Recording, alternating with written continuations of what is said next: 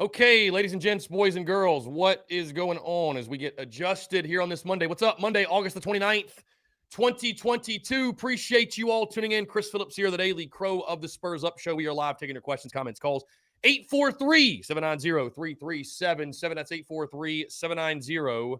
843-790-3377. Again, as you see, setup has been adjusted a little bit, and I'm guaranteeing you it will change and evolve this week as well, as I'm really just trying to determine what setup I like in the studio at this point. I really am. Just trying to figure out what I like, what I prefer. Either way, though, we're live, and what a hot start to game week it is as Desmond Umeozulu, the four-star edge out of the DMV, picks the Gamecocks, something we were all sort of expecting, but it is officially official this morning. South Carolina now a top 15 class in all of college football. Again, I see the comments rolling in. I see Braddock 843, Justin Bryant, David Sykes, Travis Allen, Savannah Webster, M. Cole Outdoors, C. Youngblood, Cocky Twan, Noah Johns. They're just rolling in. Dre Picasso, Jonathan Lee, Todd Smith, Hunter Johnson, Cody Gaskins, Connor McCormish. All you guys also, and many, many more, by the way, all you guys also in the Big Cock Club Discord. Head for the TDC Questions channel. The TDC Questions channel. Be sure your questions are answered there. My guy Craig Phillips says simply, it's game week. Yes, it's game week. The Gamecocks take on, again, Georgia State. Georgia State this weekend at Williams-Brice Stadium. Guys, how can you not be fired up with everything that is going on right now? Absolutely incredible, guys. Again, appreciate you all tuning in. Thank you all so much. Taking your questions, your comments, your calls. 843-790-3377. That's 843-790-3377. We also have Steven Garcia joining us today at 12:15. A big day on the Daily Crow. And also today begins our weekly guests, if you will, each and every single day, Monday through Friday. Of course, we got Steven Garcia today, Alex McGrath tomorrow, Anthony Treesh on Wednesday, JC Sherbert Thursday, and Jake Crane on Friday. Really, really good stuff, guys. If you see me looking off, by the way, to the side, it's because I now have the camera set up here. The MacBook is right here. So all of your comments and everything rolling in right here. So just to let you all know, if you're like, why is Chris looking away from the camera? I'm looking at your comments. So again, we're playing around with this setup. I want to shout out my dude, Phil, who is responsible for a lot of this new equipment in the studio. We've got a new little ring light here. We've got the camera mount here. The camera itself, I want to say thank you to my guy, Phil. He is in the Big Cock Club and a very big supporter. Not rugby Phil. This is Phil Ballou, a different Phil. I want to say thank you to Phil, man. I truly appreciate, again, you guys showing love, support. You guys love the show. You want to see it grow and evolve and enhance, and I can't say thank you all enough for that. Again, guys, we have got a ton to discuss here on this Monday. Podcast, of course, did drop this morning, episode 695, continuing with our position unit preview series as we talk the Gamecocks linebackers going in the 2022 football season. Also, I gave my early thoughts on South Carolina, Georgia State, and the gambling lines, the betting lines. We'll talk more about that, of course, on Wednesday's podcast because, of course, SEC gambling picks and best bet will return this season. Very excited. We will also conclude the position unit preview series talking defensive backs on the Wednesday show. And finally, guys, as much as I've loved doing those, we're finally going to start talking some on-field game action, some actual football that's going to happen on the field this weekend. I'm very, very excited for it. I want to say thank you also to all of you who have ordered merchandise. There was a blitz of merch orders, obviously coming into Friday. You guys trying to get your merch and getting your merch before kickoff, also over the weekend.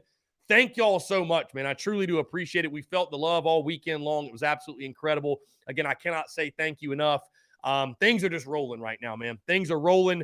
I'm excited. I'm fired up. We're now just 5 days away from kick. It is game week. We finally get to look forward to South Carolina hitting somebody else that's not themselves in practice. We finally start to get some answers to our questions that we've had all preseason long.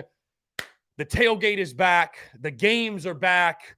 We're back. Horrid week to be a Panther. It's also a horrid week to be work that needs to get done, because I'm sure many of you are sitting at the office this week or sitting on the job or what have you, just literally watching paint dry, counting down the seconds until we get to Saturday. Hey, we're all going through it. It's all good, folks. We'll get through this thing together on the Daily Crow and the podcast, all the content. You already know the drill. Appreciate you all tuning in. Let's do it all together. That's what the point is, guys. Joys in the journey.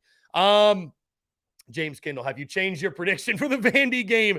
Not quite. I'll tell you this, though. Hey, Clark Lee in the doors, man. Don't sleep on Clark Lee and the doors. What a performance that was from them. And I'll tell you this. I don't know about you guys. I really thoroughly enjoyed this weekend of football. I want to shout out my Rippers down in Savannah, Georgia.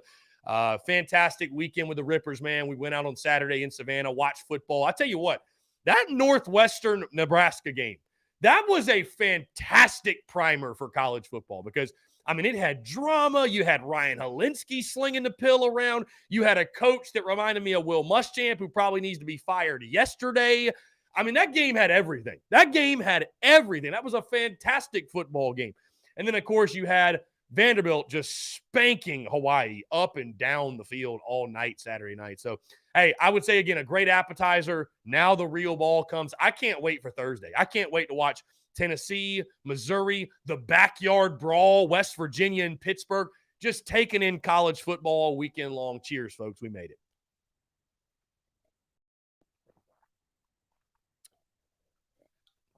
Let's see here. Let's jump into the questions. We got a lot of questions.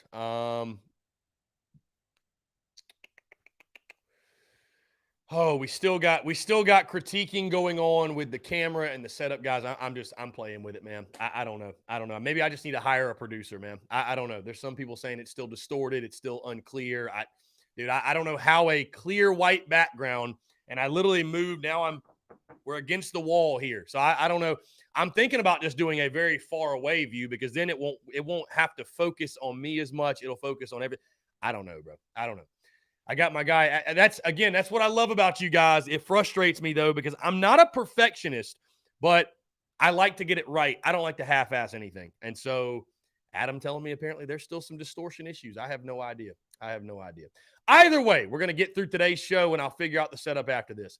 Anyways, taking your questions, comments, calls, 843-790-3377. That's 843-790-3377. I thought everything looked pretty good. I don't know. Maybe it's this camera, dude. I don't know. I've tried this camera. I've really tried this camera. I might have to go back to the other one because I tell you, this camera just in and out. I don't know. Jesse Jacobs, appreciate you tuning in, my friend. I'll tell you, when it's locked in, the quality does look really, really good. So, Adam, you let me know. Is the quality that bad? I don't know. Steven Garcia, guys, going to join us in about 5 minutes or so. I'm going to go ahead and send him the link. Again, Desmond Umeozulu, I think that's how you say his last name. But he has committed to the Gamecocks, and I mean, dude, you just have to tip your cap to what Shane Beamer and company are doing on the recruiting trail. I mean, it's incredible what Shane Beamer is doing, has done, getting this program top 15 in recruiting. I expected him to have a lot of success on the recruiting trail, but to this level and this quickly, I can't even say I saw that coming. I mean, you look at the blue chip ratio. What is South Carolina at 50% now? South Carolina's at 50% now. You know, it's unreal. It's unreal. Many said it couldn't be done right when it comes to blue chip ratio. Many people had their doubts, and it's still not over yet, right? You got to finish strong.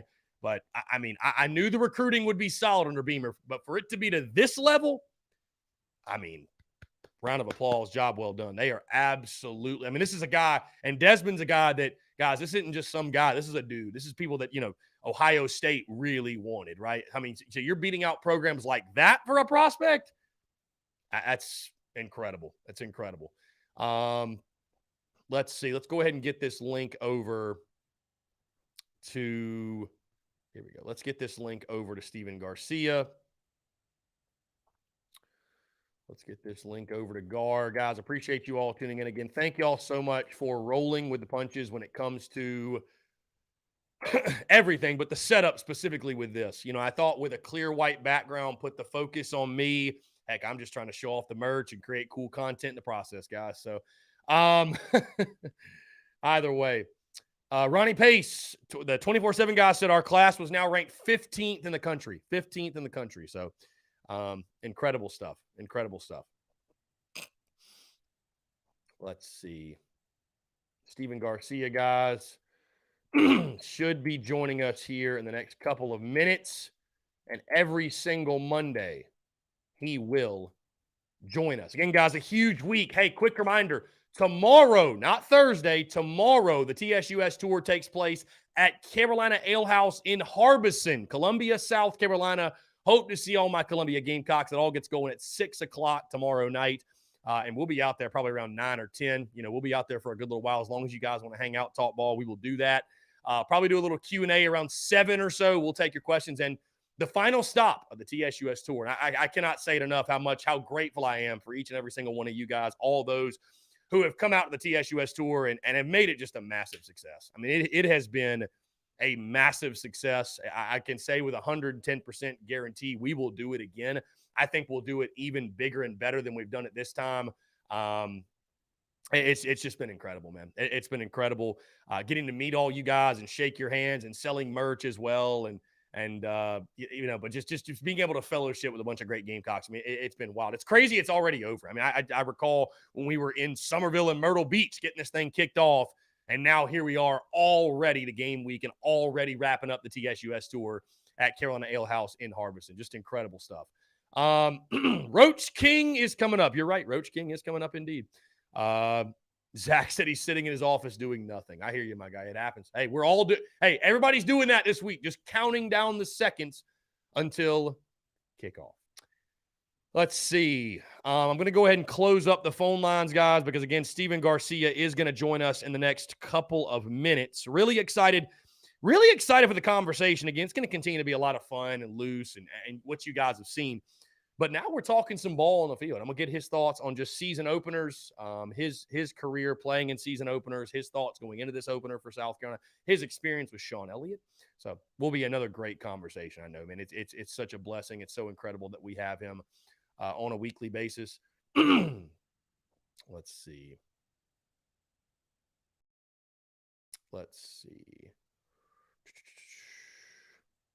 I have not changed. Yeah, thoughts on Vandy scoring 63 points. Incredible. Yeah, thank goodness I took Vandy minus 7.5. That was wild. Wild. So Todd Hill says recruiting fast equals winning fast. Indeed, no doubt, man. It's all about recruiting. It comes down to players. And, this is what you want to see. And it's what's wild about it. What's wild about it is that Shane Beamer is recruiting at the level in which he is. He's recruiting at this level after winning 7 games and a Mayo Bowl. And I'm not trying to discredit or throw shade on that accomplishment in year one. But, the guys he's picking up and the level to which we are recruiting, you would have thought we won 9 games last year. I think it also goes to show that recruits, they don't just solely pick schools because you win X amount of games in a season, right? They see schools for, the atmosphere, the campus, the university itself, the facilities, the coaching staff, the fit, all that good stuff. But winning certainly does help, right? Winning does not hurt recruiting. That is confirmed. It's just wild to see what they're doing on the recruiting trail. And again, I think I told you guys a couple of weeks ago, or maybe a little bit over a month ago, I talked to people within the facility and they said, hey, we're shooting for a top 15 class. We feel like if we don't hit a top 15 class, we didn't succeed, right? We didn't succeed. You're certainly seeing that come to fruition. You are seeing that come to fruition with the way they're recruiting, man. It's incredible. And it all starts from recruiting. Like I told you guys, if South Carolina's in the SEC championship in, say, 3, 4, 5 years, whatever it is, it will be a direct correlation because we can look back and say recruiting change. And I'll tell you, getting the guys they're getting on the line of scrimmage, that's what excites me so much all about this. They're getting these guys on the line of scrimmage that you have to have, dude. You look at Umio Zulu. You look at his measurables. This kid is 6'6", 239, right? All the projectability in the world for this kid, the upside, the ceiling, a .9315 on the 24/7 Sports Composite, the 21st ranked edge player in the country, 167th ranked player nationally in their composite. And again, you looked at who he chose South Carolina over, Oklahoma, Ohio State, Tennessee, Southern. This dude had offers from everywhere. Clemson offered him. Georgia offered him. Everybody wanted him. So to get a guy like this, just continues the torrid pace the Gamecocks have been on in recruiting. Again, guys, we are waiting on Steven Garcia. Not exactly sure where the Roach King is at, but he should be here soon. Should be here soon. So we're just waiting on Gar, just like Garcia to be late. It's just like Garcia to be late. No, it's all good. Either way. Again, guys, he is joining us here in the next minute or two. Really excited to chat with Steven, get his thoughts. Again, it is game week. It is game week. Thoughts on this weekend's game, this season, and just continue to have incredible banter with arguably the most legendary Gamecock of all time. So, no big deal. Todd Hill says, if Nicholas Harbor came to Carolina, would he make a good, bigger size running back? I don't know what position he'd play. I don't. Would he be tight end? Would he be a defensive end? Either way, though, that kid is a freak athlete. That kid's a freakish athlete. Somebody you would love to snap. What a pickup that would be. What a pickup that would be. Jesse Jacobs, great question. Best place to make college football game bets this season? Well, if you want to do prop plays, I highly suggest you sign up with our friends over at Prize Picks and use the promo code TSUS when you do so to get a 100% deposit match up to $100. In regards to if you're just playing spreads, I don't have a partner for that, so I'll just tell you, I would probably say just Bovada would be a good one. I don't know. There's plenty of them out there. So, but definitely sign up for Prize Picks while you're at it. Definitely sign up for Prize Picks while you're at it for sure. Let's see. Again, guys, taking your questions, comments, calls. 843-790-3377. So, yeah, what a game from Ryan Helinski, man. Incredible. Here we go. Roach King on the line. The Roach King is joining us. Let's go ahead. Hey. Roach King, what's up, man? How you doing, brother? Good, man. Good. What's going on? Not much. Just chilling. Dude, I can't figure out my setup in the studio, man. I keep moving the camera around. I just can't make my mind up, so it is what it is. But, dude, how was your weekend, man? How's everything on your end? Good. We just doing a lot with the renovations, man. Had to change our guest room. Now we're making that the baby nursery, and I just got, like I just told getting real. Yeah. So we're moving our guest room from the front house into our back house, and actually going to start Airbnb-ing the whole back house. So we just been, I just texted you. We're getting off we're just got off the phone with the dumpster trailer people. Just there's so much shit we got to get rid of. Just it's kind of a good thing. It's a good deal. Yeah, for sure, man. Like I said, it's getting real. And I want to shout out my buddy Justin because he just had his second child this morning. Happened this morning. So obviously had his second son. But yeah, I'm about to say it's getting real for you, man. It's funny. I texted him like yesterday and I was like, oh man, it's game week. And I was like, wait, it's game week for you in a different way, I think. Like, yeah. He's a huge Gamecock fan, obviously, too, but he's like, it's really game week for you.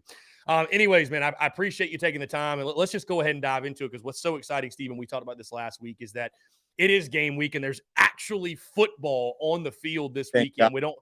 Thank God. Hell of a weekend to watch ball. Did you catch any of what Ryan Helinski did for Northwestern? Did you see any of that? I talked to him after the game, man. What a game. Dude, he balled out. There's just no other way to put it. He balled out and probably put the final nail in Scott Frost's coffin, by the way. Just throw that out there. It's the whole thing is wild, man. But yeah, I was texting him. I was like, dude, I'm so proud of you, man. Like happy for you. You've been through hell and back, and I'm proud of you. So we had a little celebratory little cheers.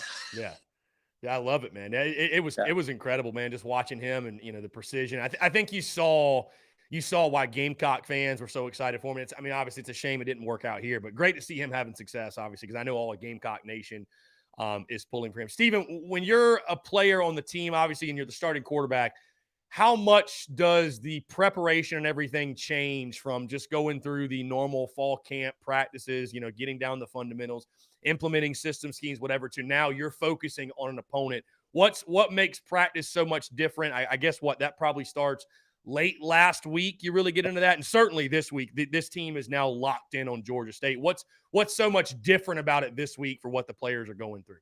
So one thing that I absolutely hated that Coach Spurrier would do is we'd spend so much time. It was almost 3 or 4 weeks that we would prepare for that first game.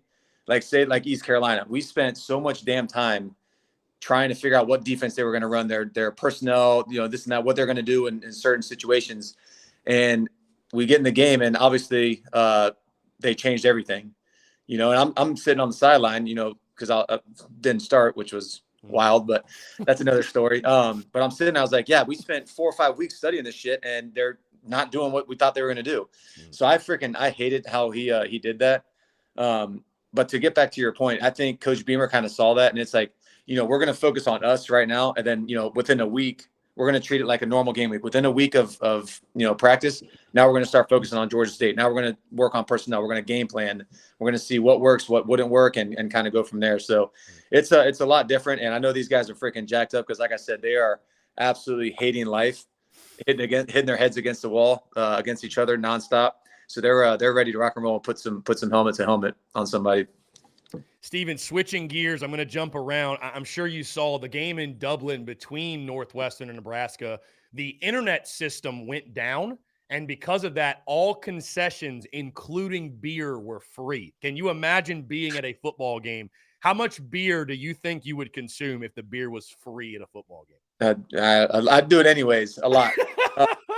But I saw that, and I saw the video of somebody like, yeah, it's free beer, but look at this line you have to wait in. And they showed a line. It had to be a mile long to get freaking free beer. So at that point, I think you just go outside and start tailgating again and come back in there or something. I don't know. That'd be hell on earth right now. Yeah, no, for sure. I just thought that was crazy. Back to again on the field, Stephen. What's so interesting about you again? We're talking season openers, and it's always exciting. I don't think it matters how many years you play. I'm sure you felt the same way as a freshman to a senior when it's a season opener, when it's opening day. You've always got that excitement, those butterflies. But I was thinking about your season openers. I say as the starting quarterback. Obviously, the final one that I'm going to talk about, you weren't technically. But, I think about how different your 3 season openers were as the starting quarterback. Because I think 2009 against NC State. Yep. Defensive slugfest. I mean, 7-3 final. Like when does that happen anymore? And I think everybody recalls that game because that was Stephon Gilmore's first game. He makes that play in the end zone to save the game. But a 7-3 win in Raleigh. 2010, I was at that game actually with my dad. You guys crushed Southern Miss. Play that stands out from that one, obviously, you trucking the Southern Miss guy going into the end zone. And that was also Marcus Lattimore's first game. And that funny story about that game, I remember Marcus Lattimore running in his first touchdown. And I looked at my dad and I was like, I think he's going to have a lot of those. I think that's the first of many. And sure enough, the rest is history. And then again, 2011, that season opener for you, Connor Shaw gets the start and you come in and save the day. When you think about your season openers in college of the 3 games I mentioned, again, we could probably spend a show talking about each individual game. But what stands out, I'll say just as a whole, going into season openers, did anything change for you? Were the emotions high? Did you ever let your emotions creep in, or were you pretty much stoic the entire time? Like, what was it like for you going into those season openers as the starting quarterback? I usually wear my emotion on my sleeve. I'm an emotional guy. But yeah, I mean, just I would say the first one, the Raleigh game, that was pretty intense. I mean, it was a away game. I mean, it was at night. I mean, I was pretty fired up. I mean, you get fired up no matter who you're playing against. You could be playing against, Sister Mary the Blind, whatever the hell, whoever it may be, you're going to get fired up. So, I mean, I don't know. And that I was going to say that season opener in 2009, that was really your first game where I feel like it was your team, right? Because I mean, 2008 was a mess at quarterback. And now, so going to 2009, it was like, all right, Steven Garcia is QB1. Like, as long as he doesn't do anything to lose the job, like this is his football team. Like, was that the case or? Yeah, for sure. And I remember, like, I don't know if I've told that story or not. It was after we played Tebow in the swamp in 2008, and we lost 56-6. And me and Chris Smelly were going in and out every single rep. After the game, I remember going straight up to Coach Frere. I said, Coach, if you plan on doing that again, let me know, because I am fucking out of here. I'm not ever doing that again. He's like, all right, yeah, man. It didn't work. It didn't work for us today. So yeah, I think we're done with that. But I mean, the previous week we played against Arkansas, and it actually worked out well. Me and Chris actually played really well. But yeah, that was tough. But yeah, then after that, Chris left and went to play baseball at Alabama. And yeah, Coach Mangus came up and he said, "You're not transferring anywhere. I'm going to be the quarterbacks coach in Columbia. I need you there. You're going to be the guy." So yeah, that was kind of the first time that I was like, all right, I'm QB1, and there's nobody else to compete against. And then 2010, obviously, you go into that season. I mean, you guys had a solid 2009. I don't know if you saw, by the way, Steven, I posted the, I went down and hung out with some buddies this weekend. He showed me one of his vintage shirts. He had a little collection, and one of them was the '09 Papa John's Bowl against UConn. And he had the t-shirt. I was like, I have to post this to social media because I know what the reaction. I don't know if you saw your boy Clifford commented on Instagram and just said, delete, delete, delete. That's all it said. Hey, we'll talk about that game. I think I've actually talked to you about this. And I think what I remember you telling me was, you know, that when Alshon Jeffrey is dropping balls because it's so cold, like, you're going to have a long day. Like, that's just when it's that cold. And you're like, I remember I've had multiple of your teammates tell me, he's like, you know, we're coming out there freezing. These UConn guys are coming out short sleeves, like, just don't give a damn. It's like, we might be screwed today. It was, and my brothers played at Harvard. So I remember going up to those games and it like freezing my ass off. But even that was not as cold as that Birmingham game was. That was absolutely miserable. And like you said, man, those UConn boys, they were used to it. They had and the thing is, like, those guys ended up playing in, I think, the Rose Bowl, or like a big bowl game the next year. I mean, they had a hell of a team. But yeah, we're going up there, and I remember throwing a dig to Alshon, and he dropped it, and I was like, oh shit, this is not good, not good at all. But yeah, that game really sucks. Like I said, I'm cleaning out my the guest room, and I'm seeing Outback Bowl like footballs, UConn, the Papa John's Bowl, all sorts of old footballs that I need to get rid of. That does bring back great memories. For sure. Talk about Spencer Rattler, Stephen. Like, what he's I say going through. Where do you think his head is at this week? And you've been in that exact same position. I mean, I guess last minute, you've probably got it pretty much figured out by this point, but last minute adjustments, watching a ton of film, I'd imagine. Like if you had to give fans kind of an insight or kind of an idea of the preparation Spencer Rattler is going through to prepare for Saturday.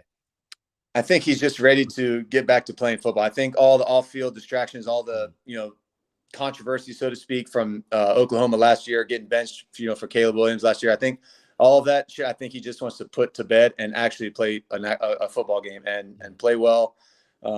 It's Georgia State, and Georgia State is not a pushover. Coach Elliott's going to have them boys fired up. I can promise you that. He's going to have those guys ready to kill somebody. I just hope our guys aren't taking them light, thinking that's going to be some sort of cupcake. I don't think Coach Beamer is going to allow that. I think he's going to have these guys ready to rock and roll on all cylinders. And, I'm hoping Spencer plays well. I'm hoping he kind of puts to bed all of the distractions, controversies, et cetera. And, plays really well and gets everybody behind him.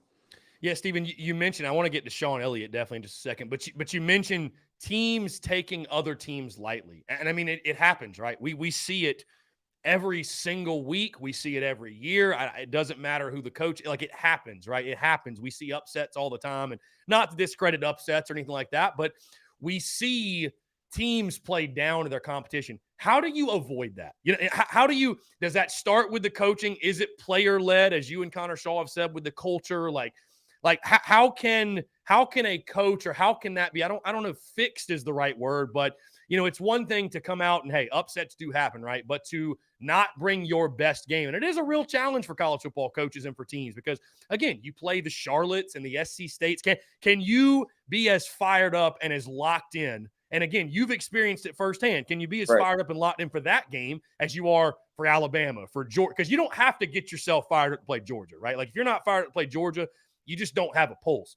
But so where does that come from, Stephen? And how does this team avoid a quote-unquote letdown game in this one? You better be fired the fuck up no matter who you're playing. That's just, I'm telling you right now, that's kind of the motto that I had, and that's kind of the motto that Connor kind of, embodied as well. We wouldn't let guys kind of be lazy. We wouldn't let, like, if practice they were playing against like a Troy or, and I mean, these guys are D1 college football players, Navy, D1 college football players, Wofford. I mean, these guys, if you underestimate these guys, they're pissed off that they're not playing in our jersey. They're pissed off that they didn't get recruited at an SEC school. So when they get a chance to play against an SEC school, they're going to come out and try to hurt you. And I do the same thing if I was those guys. And that's kind of like the message that I would say. I think I wouldn't say that Coach Spurrier kind of was lackadaisical, so to speak, and when we played against, weaker opponents, so to speak. But, there was definitely a lot more energy when we're playing against Florida or Georgia or, Kentucky or, whatever, as opposed to when we're playing against, lesser opponents. So But that was kind of like you said, and Connor said, it all starts with the quarterback and the the defensive captains and just building that culture and having these guys fired up to play no matter who the hell you're playing against. Yeah, and I would agree with you, Steven. I think Shane Beamer is going to have this team ready to play, and I think this team's just going to be fired up either way because there's still obviously a ton to prove. It's not like you're favored by 30 points in this game. I mean, again, like you mentioned, Georgia State is a quality football team, and of course, they're led by Sean Elliott. There's a lot of intriguing storylines going into this one. You got Coach Elliott coming back to Williams-Brice. Hey, we've got a former Georgia State guy in Jordan Strawn on the defense, the defensive front. He'll be going up against his old team. Jamias Williams, who played DB at South Carolina under Will Muschamp. He's now on the Doak Walker Award watch list as a running back for them. Ran for almost 1,000 yards last year. So a lot of really cool matchups within the matchups, a lot of cool storylines. Speaking specifically on Sean Elliott, though, again, obviously Coach Elliott there when you were there. Just talk about your experiences with him and what you remember from him specifically during his time in Columbia. Awesome. Everything about him, top tier. It's funny. I still talk to the guy. I wouldn't say all the time, but randomly he'll comment on some of my Instagram stuff or he'll send me a text. Say, hey man, hope everything's going well. Congrats on the engagement. Congrats on the baby and everything else. He embodies football. I mean, he is a football player's coach. Mm-hmm. You hear people say it all the time, like, oh, he's a player's coach, or he's a coach's coach, whatever it may be. Coach Elliott loves his players like they're his own kids, and you can feel that. And I feel like Coach Beamer is the exact same way. He knows how to treat the guys. He knows how to get guys fired up. He knows what he will allow and what he won't allow. So I love Coach Elliott. He's probably one of my all-time favorite coaches, to be honest with you. Switching gears a little bit again, talking about this first game upcoming. Did you see the video of the new lights at Willie B? I know you did. I know you did because I saw your response, I think, to Mike Uvis tweet with the crazy eyes. Do you like the light? I mean, I would assume you like the lights. What are your thoughts on the new LED lights? I can't wait to see them in person, but watching that on video, I thought I had a headache, man. I got concussion. I mean, I had to get on concussion protocol. I think seeing it live will be a little bit easier to bear. And I saw some of the comments saying, oh, you can tell Garcia's getting old if that's hurting his eyeballs. It's like, I tell you what, you stare at that thing for 10 seconds and tell me your head doesn't start hurting. Watching all those damn lights on a freaking 8 or 10 whatever this is inch screen. I mean, it was mind hurting. Yeah, I'm excited to see him in person for sure. I think the video, I don't know if the video will have done justice. A lot of times it doesn't. Again, man, I know we're all excited, obviously, going into Georgia State. Again, we talked about Coach Elliott. Coach Elliott, kind of what he's all about. What are you expecting to see from this Georgia State team? Just to give you an idea, Stephen, in case you didn't know, this is a team that ran for about 226 yards per game last year. They were ranked, I think, 8th nationally. Defense struggled a little bit, but there's no secret. They want to run the football.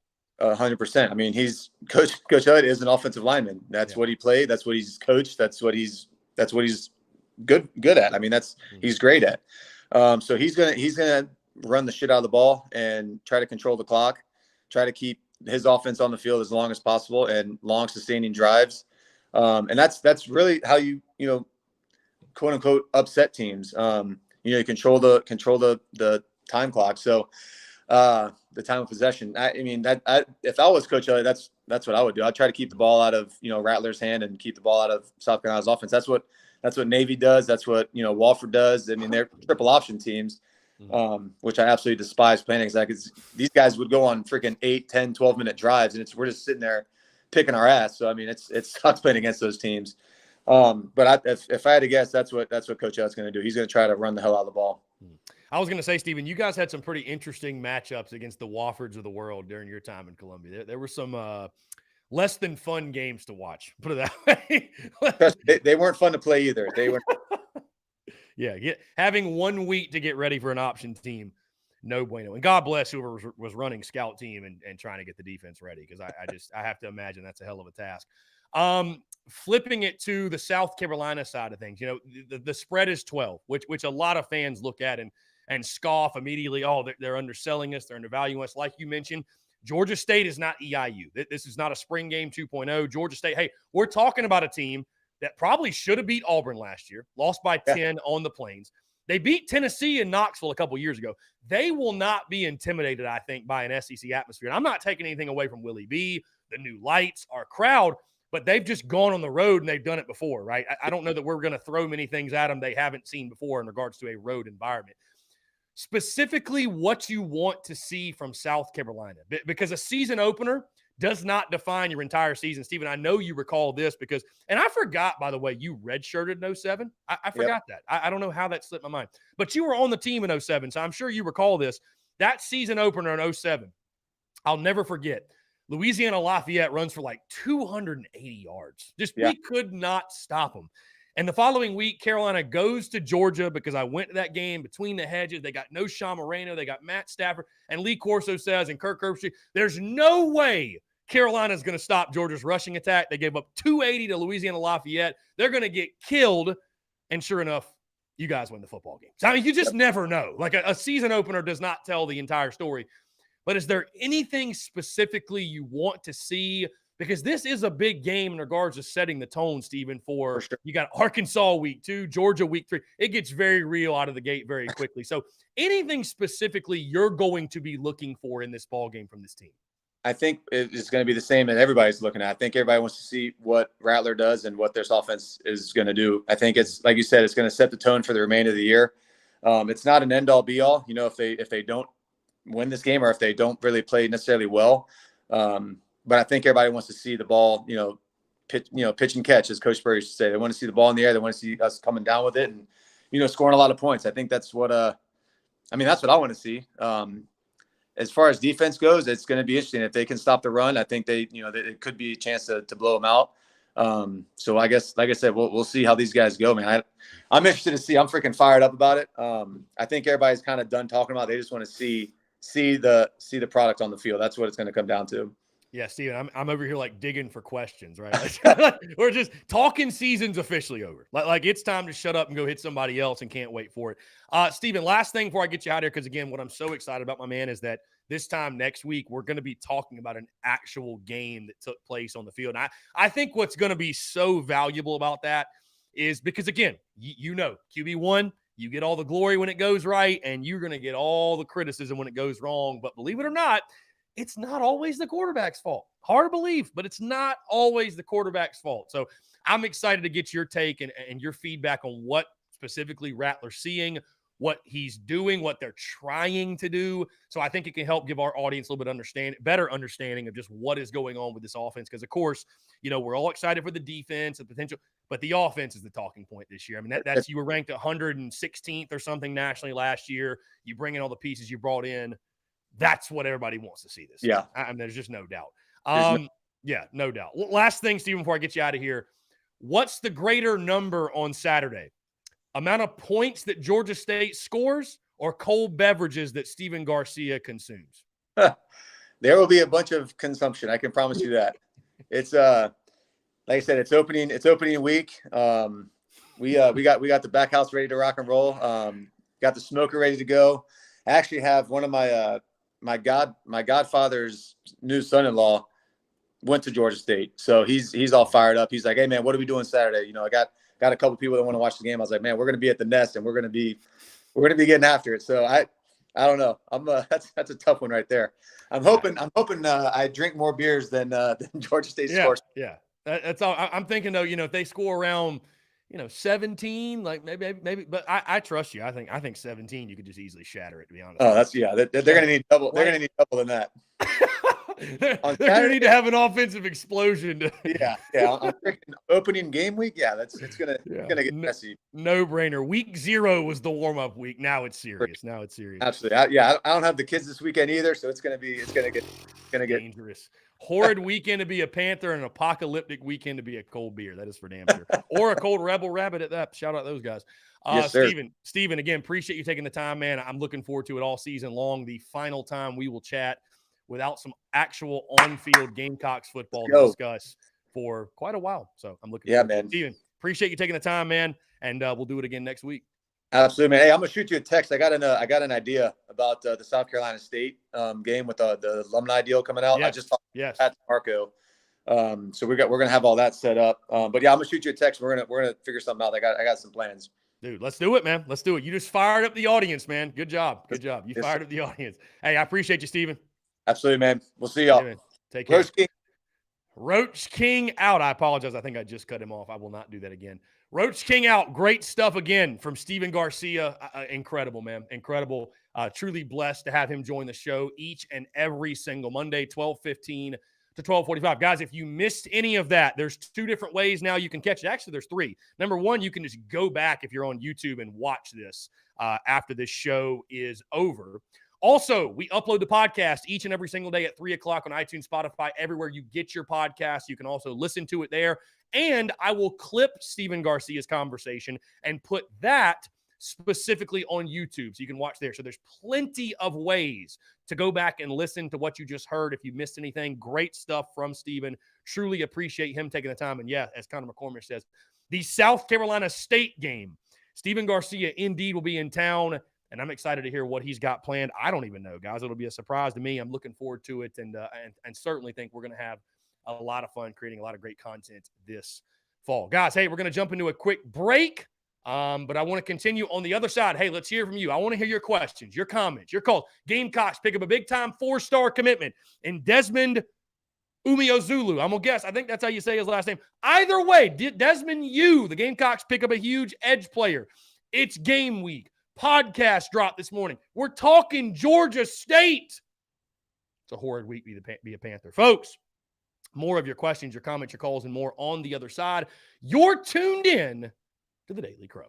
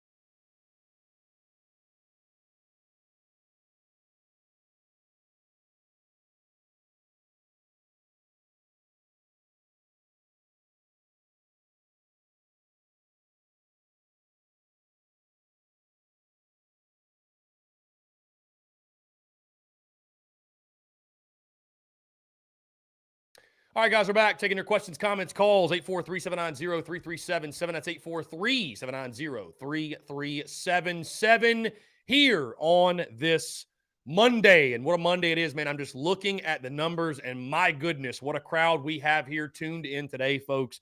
Thank y'all so much, man. Hey, if you're new to the Daily Crow, we do this every day, Monday through Friday, noon to 2, streaming across Facebook, YouTube, Twitter, and Twitch. And we take your questions, your comments, and your calls. You can call in. Of course, we got a call now. Let's go. Justin, what's up, man? How are you? You good, Chris? You okay today, Chris? I'm doing well, man. I appreciate you asking. What's going on? Not much. Hey, Chris, I watched Linsky on last weekend. He looked good.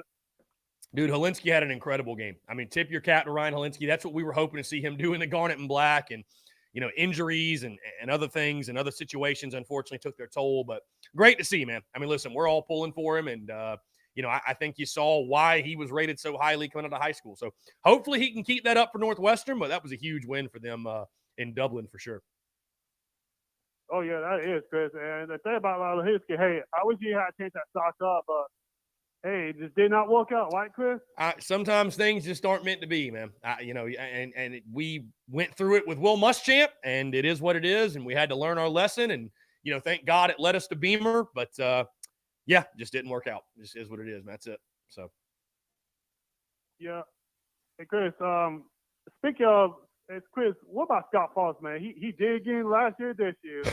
Yeah, Scott Frost, the dead man walking. That game Saturday, and I tweeted this. You guys probably already saw it, but that game Saturday reminded me a lot of our game 2019 against UNC, where it was just, you know, Nebraska. I'm not saying they had an incredible amount of hype, right? But like a lot of people were picking them to have a good season, go win 8 or 9 games. I think even Kirk Herbstreit had them winning their side of the division in the Big Ten, going to the Big Ten championship. And you spend all preseason long, though, 7-8 months getting ready for football. You're excited. And then you feel like what you do is you just lay an egg. And you lose a game you shouldn't lose. That's exactly how I felt in 2019. And that's why I just basically snapped after that ball game. So I feel for Nebraska fans today, man. I know they're going through it. They feel like their season's over before it's even begun, right? I mean, again, it's weird, though. Everybody's just talking about Scott Frost and Nebraska, but what about Northwestern? What a dub for them, man. What a game by Ryan Helinski. Why is he not getting more of the pub? So, but yeah, I feel for those Nebraska folks because, you know, we've been there. We've been in the trenches when it comes to a coaching change and the turmoil. And I tell you what, I've been on both sides, right? I've been the guy that said fire Muschamp for the longest. I was known as the fire Muschamp guy. I've been on that side. Now I'm on this side. I can tell you this side feels a whole hell of a lot better. I can tell you that much. So I feel for those folks for sure.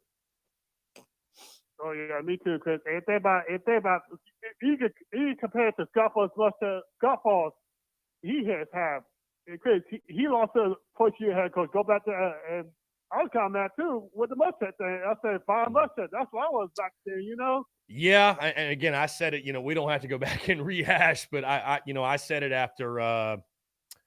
I said it after that 2019 game, but it wasn't received the way you would hope it would be received. So, listen, it is what it is. There's no point in reliving those days, man. But a great game Saturday. A great game Saturday. I thought that was a great appetizer for college football. And it's weird because most years I'm like, oh, my God, I can't believe it's here. It's surreal. And I still sort of feel that way. But, like, I'm so ready for kickoff this year that I'm like, let's get it on, bro. I'm ready to watch all the games on Thursday. I don't know if there's a Friday game. There probably is a Friday game, a college football Friday game. And then, of course, Saturday, we're going to be out at the tailgate at Seawells. Come out to Seawells, spots 92 to 96. I see my guy Pete Hawk and John promoting it. Seawells, we'll be out there. I'm getting out there by noon. I'm actually, hey, breaking news, dun-dun-dun. I'm actually coming into town Friday. So we'll be in town Friday, be in town all weekend. Looking forward to it again. Going to be out at Seawells. Going to be a great time.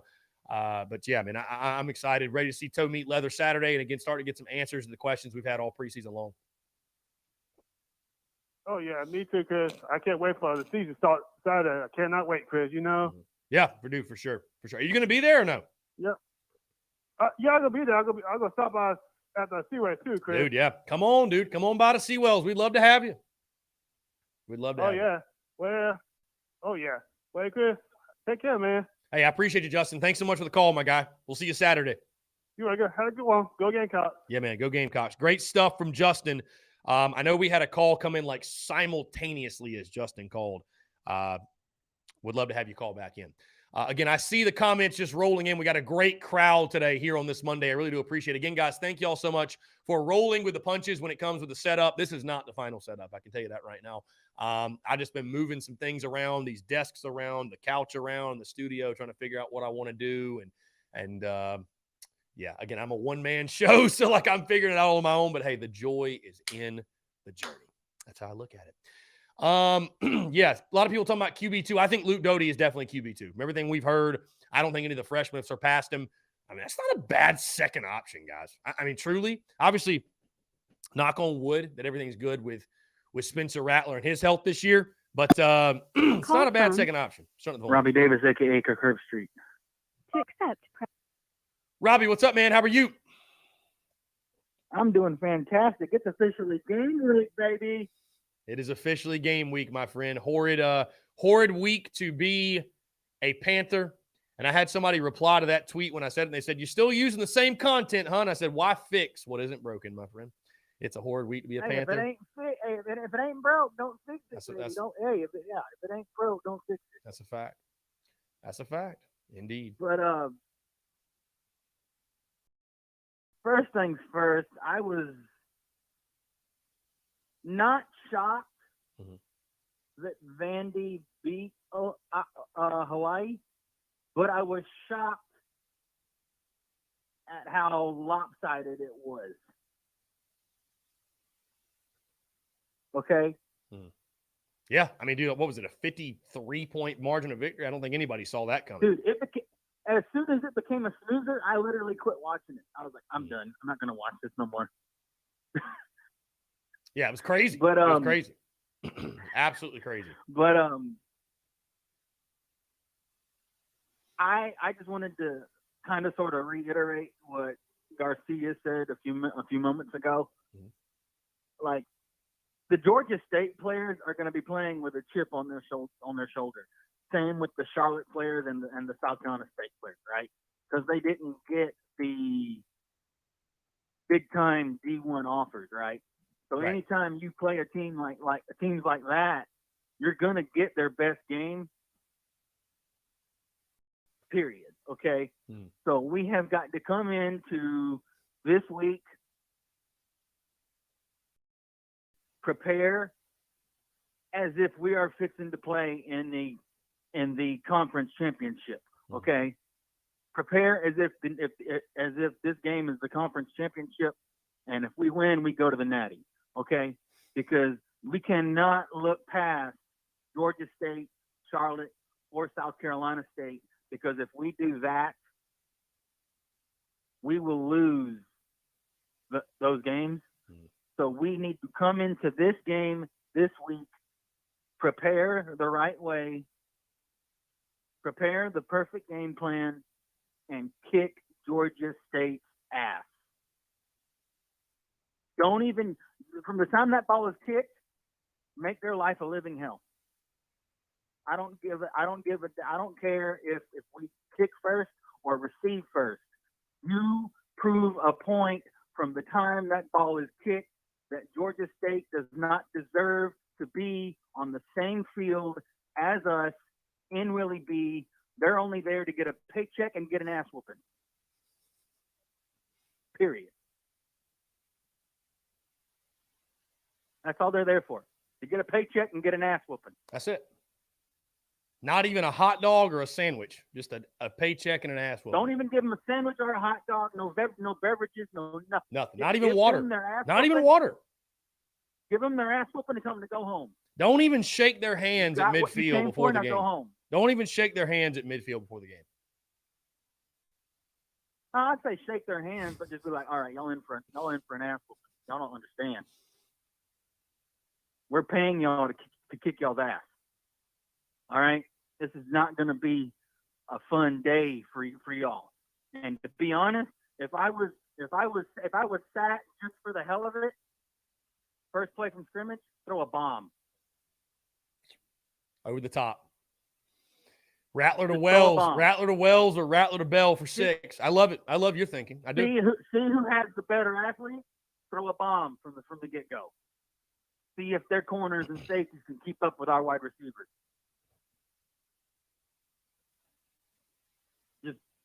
Just say to hell with it and just throw a bomb from the get go. You think you're better than us? Try and stop this and just throw a bomb right from the get go. Try and stop this, he says. Try and stop this. I love that. Because I truly believe that we have the better athletes than Georgia State. No disrespect to Georgia State, but I truly believe we have the better athletes, and it will show Saturday night at 7:30. Yeah, no, I believe so as well, Robbie. I'll lock in my prediction later in the week, but I had 34-14 over the summer, and that was the reason why. Is I just feel like over the course of the game, South Carolina has. I mean, it's not debatable, right? The Gamecocks have better players. They've got more talented players. You look at the recruiting. Right. There's nobody's going to debate you that Georgia State has South Carolina's level of talent. So, I think it's going to be a game, not to bore you, but I think it's going to be a game that simply comes down to execution, protect the football, execute the game plan. I mean, listen, you're not going to be a well-oiled machine in week 1, but you'd like to be as close to clicking on all cylinders as possible because, again, you want to set the tone. This game, I'll be honest with you, and I'm just going to say this at threat or chance that this bites me in the rear end, but, hey, that's what I do for a living. Right. At no point this preseason have I felt concerned about losing this football game. None. The only thing that concerns me is not winning by enough to satisfy the appetite of our fans. And even that includes myself, right? Right. Because if you win this game by a touchdown, you're not going to feel very good going to Arkansas. You're just not. Right. Right, wrong, or indifferent. Hey, season opener doesn't define the entire year. But you're not going to feel great. Right. You're just not. You're just not. So, again, this game is a microcosm of how I feel for this entire season. It's not just about whether you win. It's about how you win. How you do it matters, right? Hey, you beat EIU 46-0 last year in your season opener. But it was the way you did it and the way that it was a struggle to push them around. It really felt like it was, right? And then we saw that throughout the rest of the year.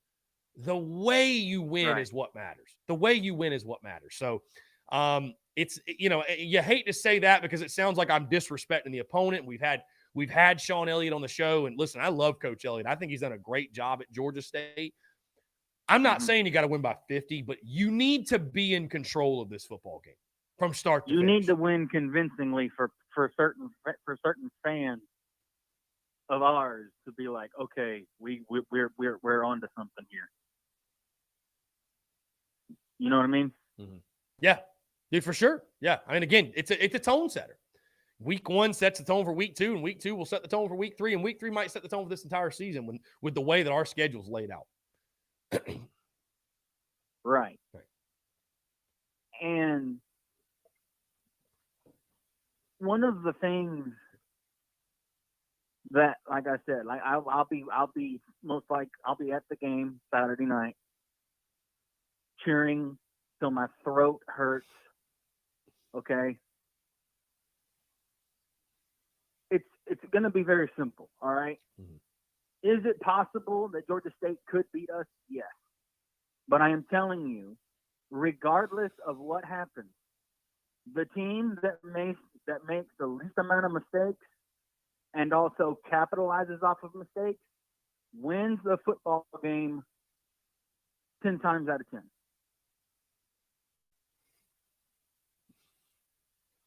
That's a fact.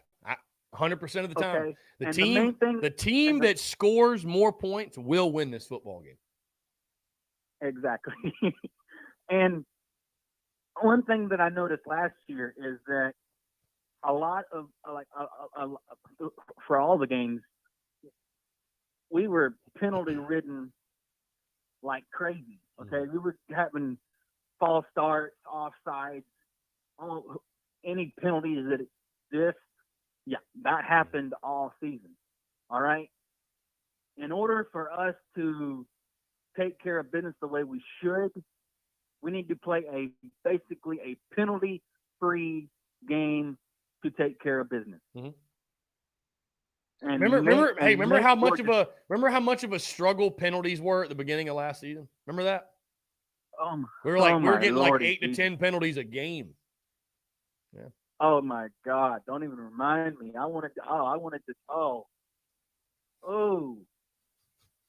Yeah. No. And I was actually watching my Steelers play against the Lions yesterday, and I'm quite positive in that first half there was more penalty flags than there was points scored. Okay, it was absolutely atrocious. But my Steelers won and beat the Lions anyways. But who cares? Love that. That's the preseason. Who cares? I don't care. But we're talking about Gamecocks here. But I just feel like that if we can get to the I don't know how good Georgia State's quarterback is. Okay, I don't know and I don't care. Okay, I don't care. If we can get to if our defensive line is as good as these coaches say they are, we'll be putting Georgia State's QB on his butt a lot on Saturday night, okay? Yeah, you can say your defensive line is good, but they need to prove it Saturday night against Georgia State. That's a fact. That's what I'm looking for from this game. Line of scrimmage. That's what I'm looking for. Right? Obviously, besides like Rattler and all that. But again, the season opener doesn't define the year. It doesn't define the year, but I mean, you could see it last year in week 1. Like the offensive line, something looks off. And we credited it then to, well, it's week 1 and we're not, we're not clicking yet. It's early, but it just never went away. It never went away. So I think this offensive line, I don't think there's a position group. Maybe Rattler. You could obviously argue Rattler, but I mean, I think his play is obviously dictated by them. I don't know that there's a position group that needs a good game more than the offensive line. They just do. Because if you come out, you can barely or can't even run for 100 yards again, and Rattler's running for his life, it won't matter if you win 31 to 20, right? Or whatever the score might be, 31 to 17. It won't matter. We're going to be saying, oh no, here we go again. Right? That O-line needs to have a good game on Saturday. We'll be like, oh no, deja vu, here we go again. We're going to suck at the offensive line. Hey, Robbie, not to switch things up just completely in this. My guy, P-Dawk, he's going to kick me if I don't ask you this question. He asked me, does Robbie like glizzies? Do you know what a glizzy is? I have not the faintest idea of what that so is. A glizzy is another name for a hot dog. What? Yeah, a glizzy is another name for a hot dog. I'm shocked you didn't know this. Yeah, I did not know that. Yeah. But to answer P-Doc's question, I love hot dogs. Okay, I put ketchup, mustard, hot sauce, on my hot dog. Yes. Robbie Davis, confirmed glizzy gobbler. Good to know. Oh yeah, I love me some hot dogs. Hopefully you use the glizzy verbiage in your repertoire now. You now have a new word you can use. Yeah. Tell Uncle Boudreaux, hey, let's have glizzies tonight and just see what his reaction is. I'm going to do that just to see the look on his face. Yeah. Let me know how that goes. But and like, I agree with you that this is basically a put up or shut up season for Jordan Birch. He's been here for what, 3 years and only has 1 sack? 1? Mm-hmm. Yeah. This is his put up or shut up year. And this definitely is put up or shut up, in my opinion. You either put up the stats or we're going to find somebody else that's willing to do whatever it takes to help this team win. Because if you've been here for 3 years and you only have 1 sack, in my opinion, you got evaluated wrong.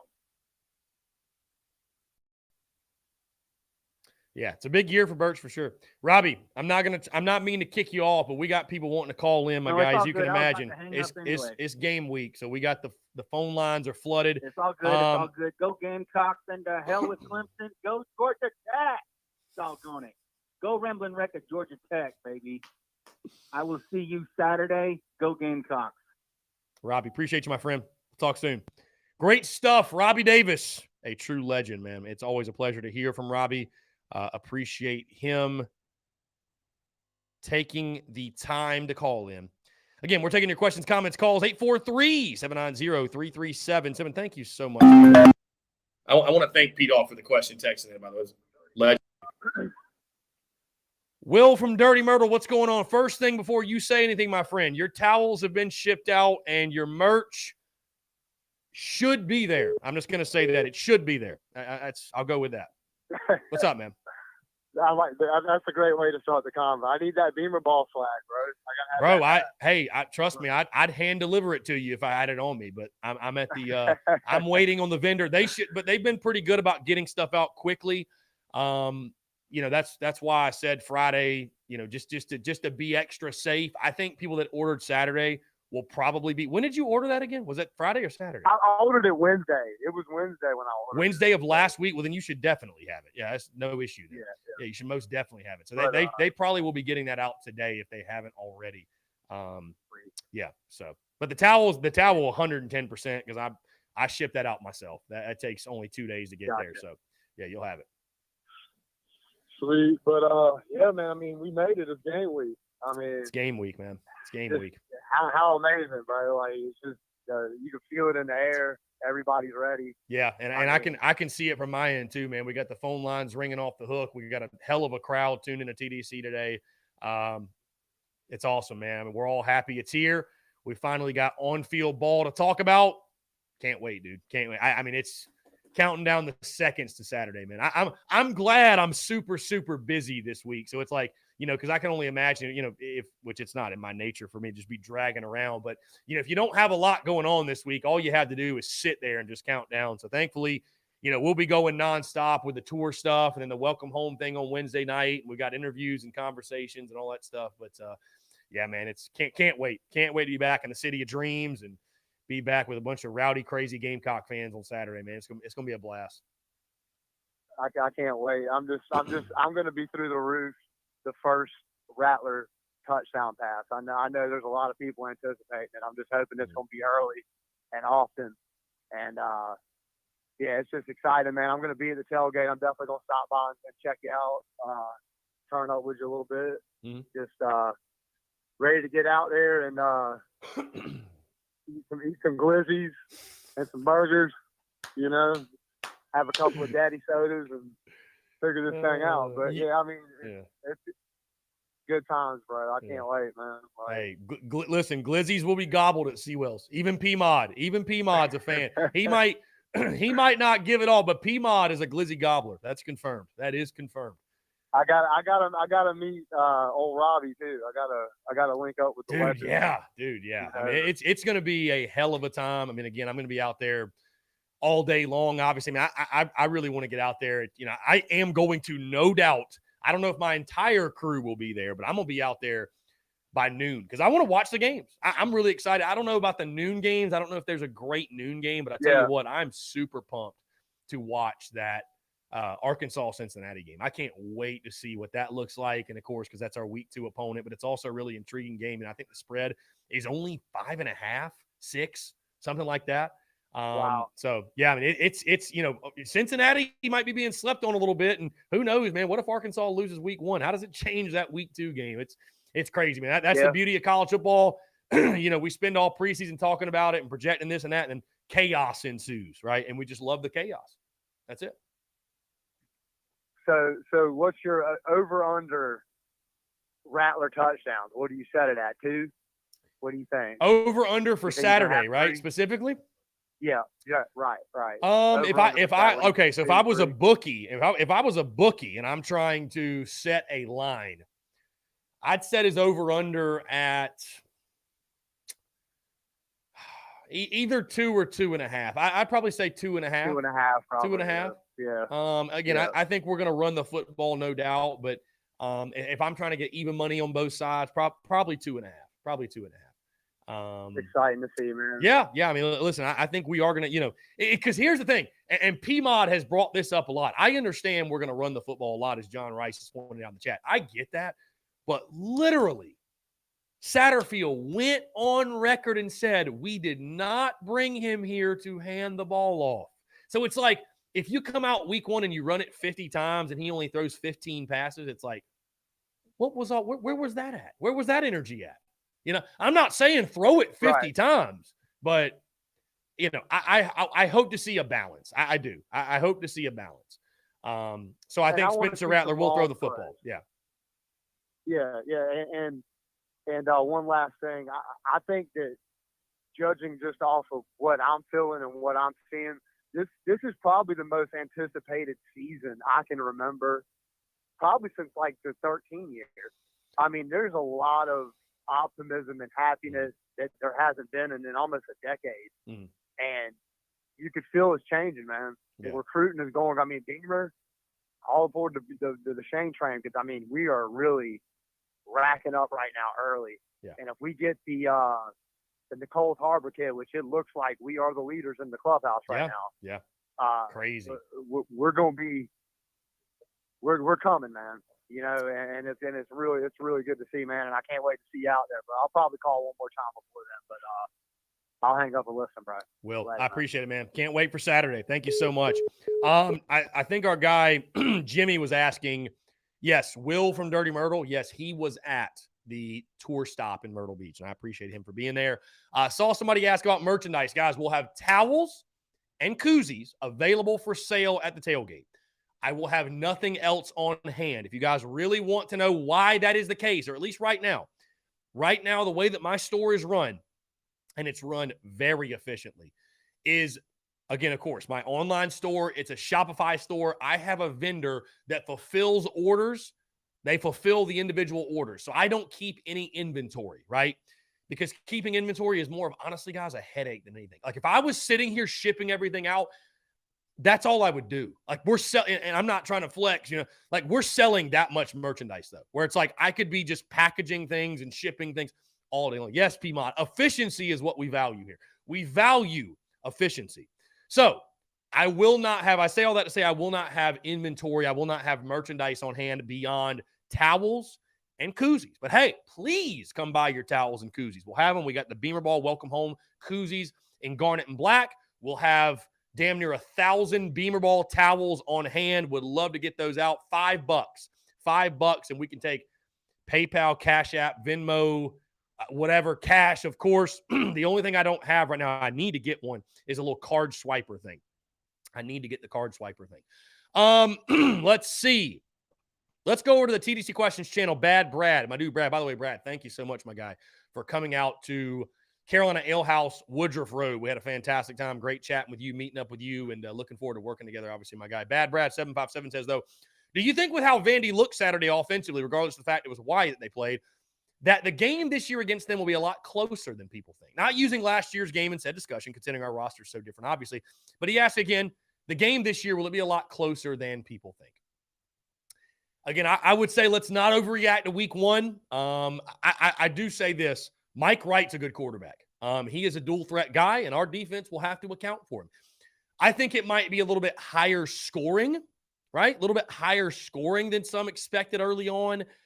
I think that South Carolina should still win that game by, I don't know, man, at minimum 2 touchdowns, at minimum. I think you'll see when Vanderbilt takes on Alabama and they get an SEC play. But, hey, maybe Vandy's a little bit better than people thought. Maybe they can win an SEC game this year. But still, it's certainly a game that South Carolina should win. No doubt. No doubt. Again, guys, 843-790-3377. We are taking your questions, comments, calls. Again, great crowd today, man. I just can't say thank you enough. I think we had almost 200 people tuned in live when Steven Garcia was on the airwaves. I mean, hey, it's kickoff weekend. By the way, in case you needed a reminder or you needed to know, it's kickoff. Look at this. Coach Ford's back in the chat. Hating Satterfield. That's how you know. That's how you know it's game week. To accept. Jerry, what's up, man? How are you? What's up, buddy? Dude, not much, man. Just hanging out. What's going on? Nothing much, man. I don't know if you see my text or not, but I was just gonna ask you, who do you think is gonna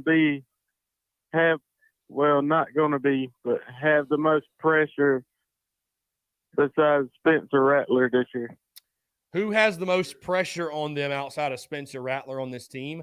I mean, it's got to be the offensive line. I mean, the way they actually, you know what? I won't go offensive line. The person on this team that has the most pressure beyond Spencer Rattler is Marcus Satterfield. No question. No question. Because the first time we go 3-and-out against Georgia State, fire Satterfield, get him out of here. So I think without a doubt it is Marcus Satterfield. You know, whether it's all his fault or not, hey, if this offense don't perform up to a certain level, he's out of here. He's out of here, bottom line. So, you know, there will be no good excuse. There are no excuses this year. It's either the offense lives up to the hype and expectations or exceeds those expectations or what have you, or they don't and he's gone. That just there's no in between. There's no in between. So I think definitely Satterfield, man. I think the pressure is most certainly on him this year. Okay, my prediction for the Georgia State game, you might think it's a little high, but I think it's going to be 49-14. I love that. I love that. I'd love to see it. I'd love to see it from your lips to God's ears, my friend. I'd love to see that. And not saying it's impossible. Hey, you get a couple turnovers, take advantage. Never know. Never know. Maybe it could happen. I won't be at the Georgia State game, but I'll be at the rest of the home games. Awesome. Love to hear that, my friend. I think we could upset Georgia. And if we do you think they'll erupt like whenever we beat Alabama? Yeah, if we upset Georgia, my guy, Columbia might burn to the ground. Heck, no, I don't know. I mean, yeah, again, it'll be an incredible atmosphere. And if we beat Georgia, it'll, as Brent Musburger once said so famously, it'll send shockwaves to the SEC, put the college football world on high alert. It will show that we are far ahead of schedule in Shane Beamer's second year. And I mean, God, man, the sky's the limit in year 2 for sure. Have you ever tried the pretzels at Willie B? The pretzels at Willie B? I don't think I have. I've never had a Williams-Brice Stadium pretzel. I have not. They're really good if you dip them in nacho cheese. Okay. All right. I know that's a weird combination, but all right. I'll have to get one. I'll let you know how it is. Yeah, I'll get one Saturday. Why not? Why not? You gonna have some brewski? Nah, man. I ain't had a sip in over 4 months, my guy. I'm gonna be sober Sally on game day. I might smoke a cigar before the game. But I tell you this, I'm excited to go through game day sober because I'll be going 1,000 miles an hour. And I'm excited to be there, present moment, locked in on the content, and really be able to enjoy everything, man. I really actually am looking forward to it. So, what do you think? What do you think about that recruit this morning that we got? Yeah, big one, big one. You know, we heard late last week that he was leaning Carolina, and it was a good chance the Gamecocks were going to get him. But I mean, it's just seeing Shane Beamer continue to attack the line of scrimmage. You know, you get another elite edge guy, and it excites me because I look back to 2010-13 when we were really good. We had those guys up front. Now, granted, we had elite skill players too. Don't get me wrong, but it don't mean a whole lot if you don't have those guys up front to set the tone for you. That's where the game is won, is in the trenches. As much as football changes, it stays the same. So, yeah, I mean, it's just a huge pickup, man. And you beat out a school like Ohio State. Georgia offered him. Clemson offered him.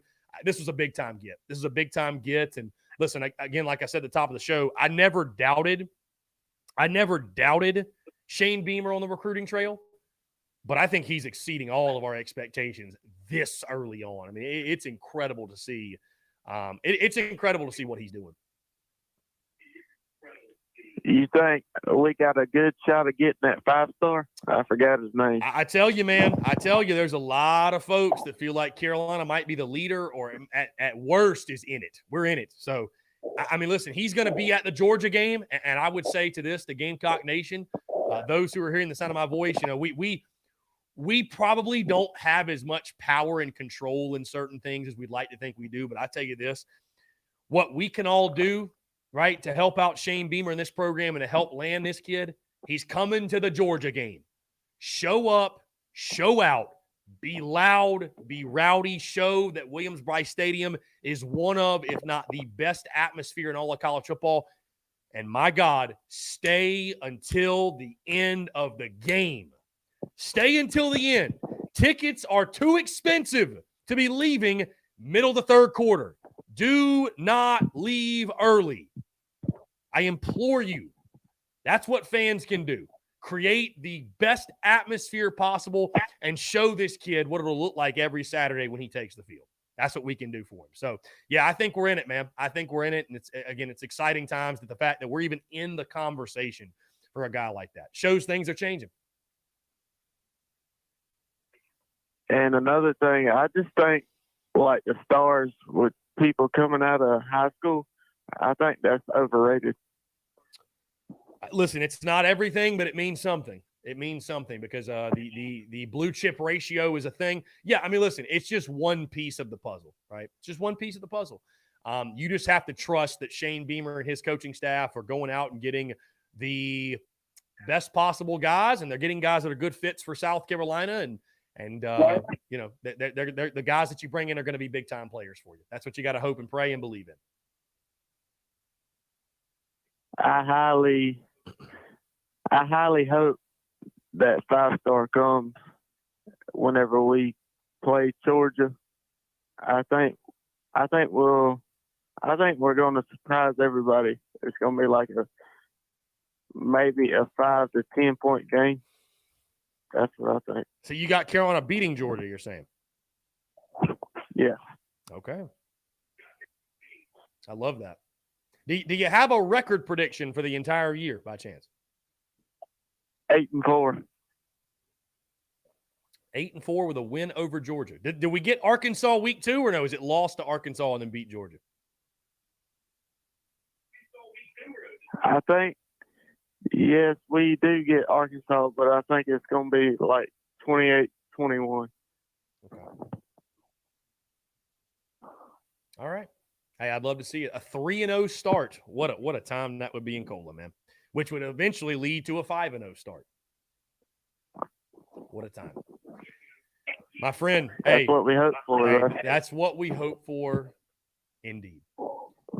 My man, I appreciate the call, dude. Thanks so much. Hey, happy it's game week. Hope to see you. Hope to hear from you soon. Yes, sir. Yes, sir. Take care. Great stuff. So he's got us starting 3-0 and finishing 8-4. I don't know how I'd feel. So again, because if you start 3-0, you start 5-0. So you start 5-0 and then go 3-4 down the stretch. Would that be good enough? I don't think so. I don't. Dude, if you start 3-0, you got to go 9-3 at minimum in my mind. You got to go 9-3 at minimum, right? If you start 3-0, again, if you start 5-0, because dude, at that point you're a top 10 team. 5-0, you're probably in the top 10 after beating Georgia and Arkansas. Yeah.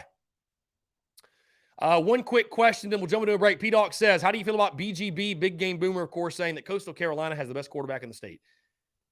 Just more fuel to the fire, man. I listen, I think Grayson McCall is a great player for sure. Not trying to slander Grayson McCall and slander Coastal Carolina.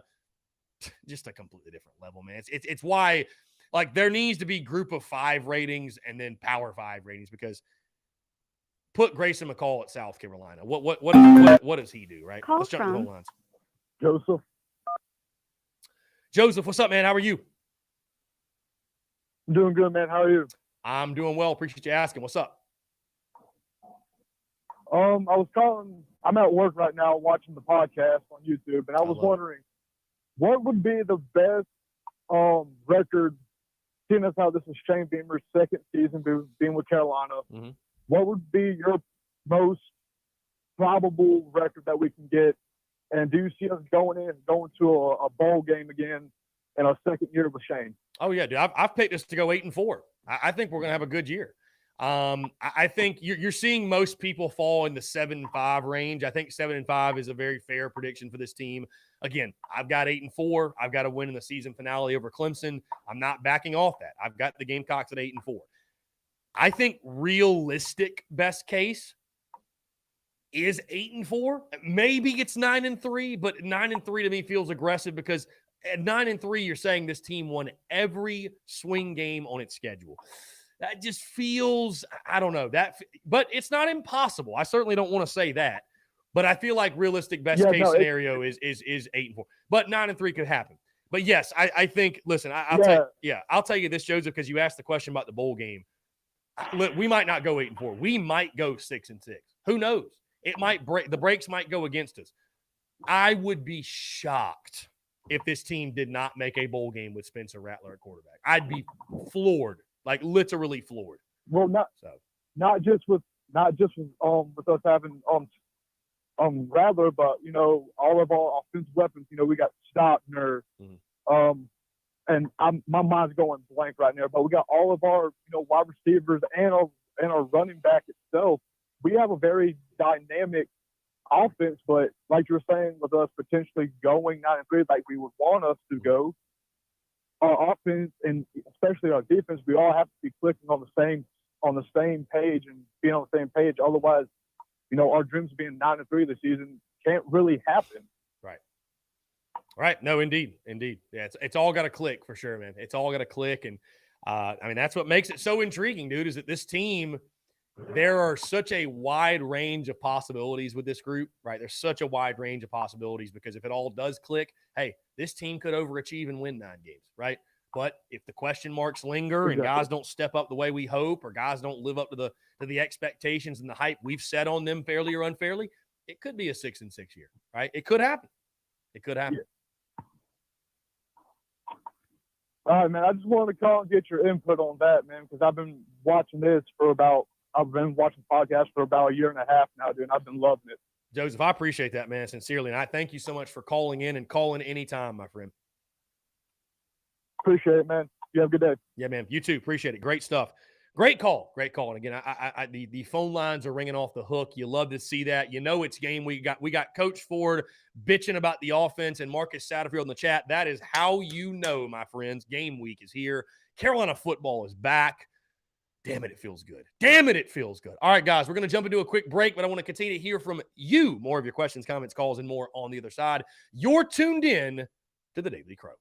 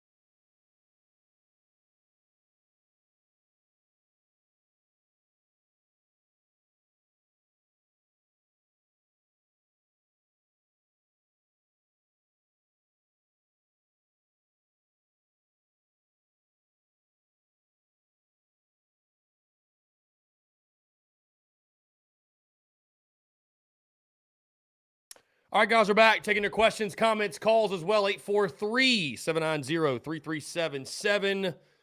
That is 843-790-3377. Again, appreciate you all tuning in. Very excited to chat here on this Monday. It is game week, ladies and gentlemen. No matter where you are, no matter what you are doing, it's game week, baby. It's game week. We finally made it. It is game week. Appreciate you all tuning in, guys. Thank you all so much again for the continued love and support. Here we go. Let's jump back to the phone lines. Call from Zachary, what's up, man? How are you? I'm good, Chris. How are you? I'm doing well. It's been a while since I heard from you, my friend. How you been? I'm doing good, Chris. I'm busy. Real energetic on this Monday. I can tell. Yes, I mean it's trenches, Chris. Trenches. Yeah, trenches. Absolutely, trenches. Yes, indeed. Trenches. Yeah. I first have to shout out Ohio State for fumbling the bag on this one. I have to shout out Ohio State because they fumbled the bag. So yeah. What can I say? We got a guy who's ranked really highly and is seen as a very, very, very high contender. And it is just mind blowing. You mess up with a prospect like this. It really is. It's just like, what was Ohio State doing? It really is mind blowing. Yeah. Well, and also, hey, though, give South Carolina credit. I know that Ohio State was the leader and then messed it up, but hey, we had to recruit him pretty hard and be pretty high up on his list to be his choice. You know what I mean? So give all the credit, I think, to Shane Beamer and company, but it is wild, man. It's wild how things work out and how they happen in recruiting, and I'm just glad that we're the beneficiary of it. So yeah. Anyway, Chris, I'm so glad that it is officially game week. I got the weekend off. I'm excited for hopefully a routing. Hopefully we get a routing. Hopefully. Yeah. Hopefully we get a routing. Hopefully everything is as it should be, and we get a routing this weekend. I know I'm not trying to undersell Georgia State because Georgia State they're a pretty well coached team, Right. So I want so I'm not gonna completely say it's gonna be a rout and it's over before it even gets started because it's also like the first time the offense is playing against actual competition that actually wants to bring them down. So you never know exactly how, the offense could be clicking, and then next thing you know, it's like, oh, they're going up against like actual competition. So it's like everything doesn't look the same. So. Yeah. I mean, listen, there's, I don't know what's your score prediction? Do you have a score prediction for Saturday or no? I'm thinking at least like 38 to 20 or 17 at least. At least. Okay. I think that might be a little high. Yeah. I mean, that might be a little high, but I'm just saying, like, we have more talent at the end of the day. Mm-hmm. So like I said, but I don't know. For me, honestly, I would be okay with like, I can also see it being like 2017. I can, 28 to 17. It could go either way. I don't, like I said, it's week one. Everyone's gonna be trying to find their footing, Yeah. Like, it's kind of hard, especially like I said, if this was like last year, I'm saying, oh yeah, last year I was like, yeah, we're definitely beating East Illinois. Right. That was a glorified scrimmage, my friend. I'm a big believer in, hey, don't disrespect the opponent or anything, but dude, it was a scrimmage. It was a spring game 2.0. That's exactly what it was. Yeah, but I'm Georgia State's a little different. That's all. That's the root of the thing that gets me. Is like they're not just a body there for you to like run through. They're actually going to provide some opposition. So. Yeah, for sure. No, for sure. I think this will be a really fun, intriguing game, man. I think it will. Yeah. You know, I think that Georgia State's obviously going to come out early. I'll give my full prediction again later in the week, but they're going to come out early. And, yeah, man, I mean, it's going to be a test. It's going to be a test. So we better be ready. Yeah.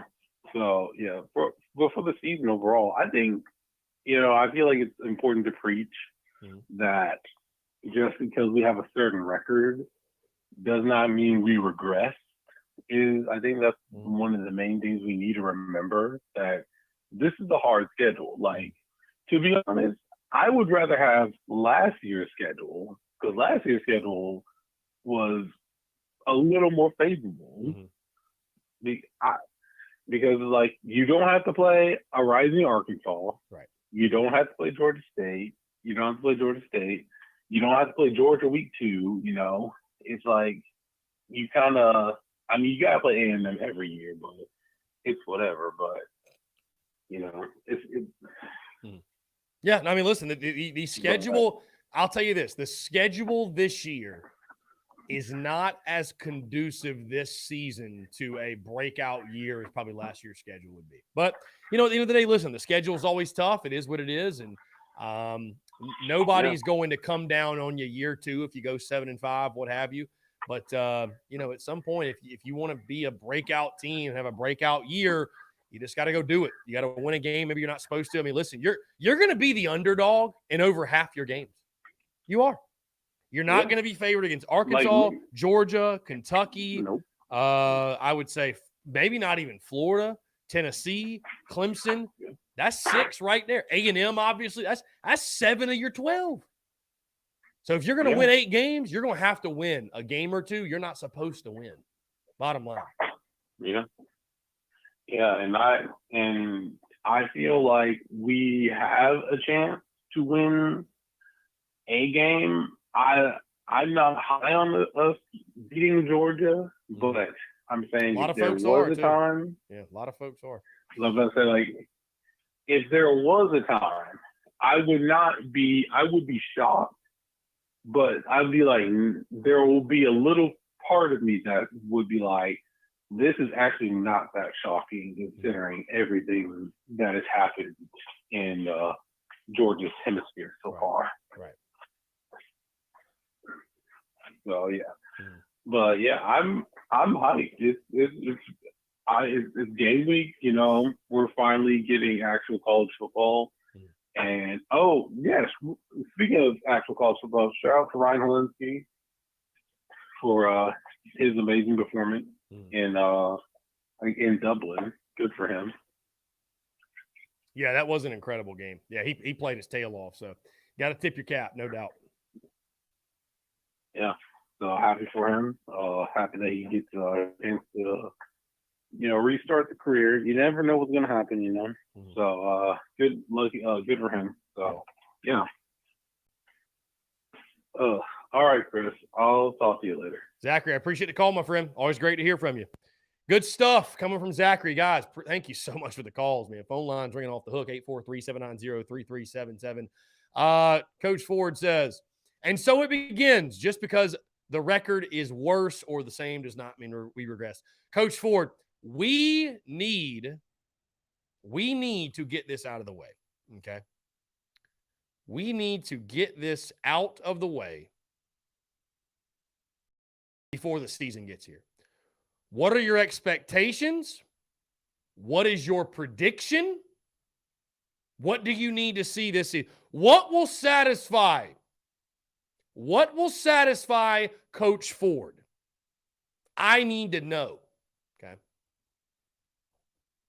Brent Brooks, yeah, in case you're new, we call Travis Ford, we call him Coach Ford because last year, week after week after week, he wanted to talk offensive scheme and SAT and how SAT sucks and all that. Well, he's Coach Ford then. I mean, he's a coach, damn it. He talks like a coach. So why not? We're going to call him Coach Ford.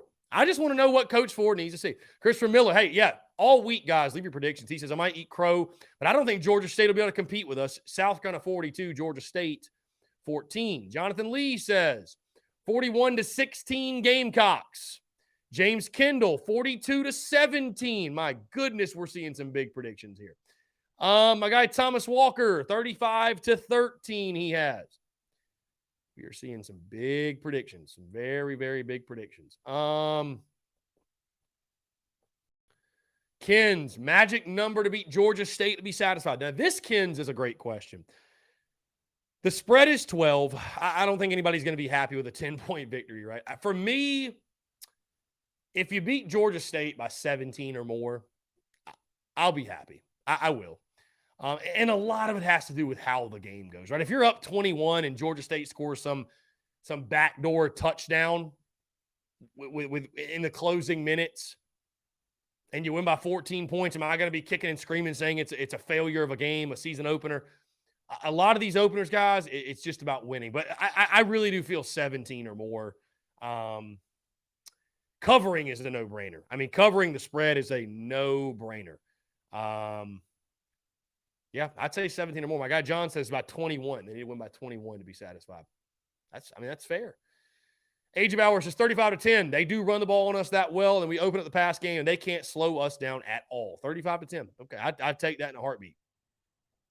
Tony Sharp says 38-17. I would take that. There's your 21-point margin of victory. Lynn Turner says 31-14 South Carolina. Again, I'd take that in a heartbeat.